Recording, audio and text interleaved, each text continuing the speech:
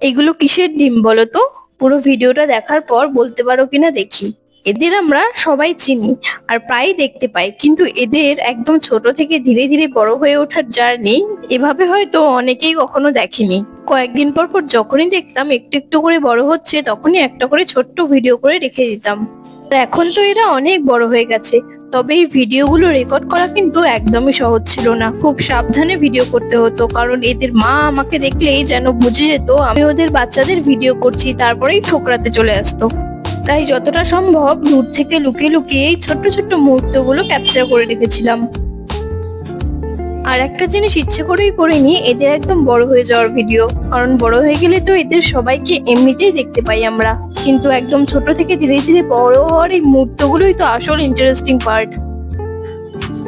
তো এখন বলো তো, এতক্ষণ ভিডিও দেখার পর তোমরা কি বুঝতে পেরেছো এরা আসলে কারা? শেষ পর্যন্ত দেখে যারা চিনতে পারছো তারা অবশ্যই কমেন্ট করে জানিও।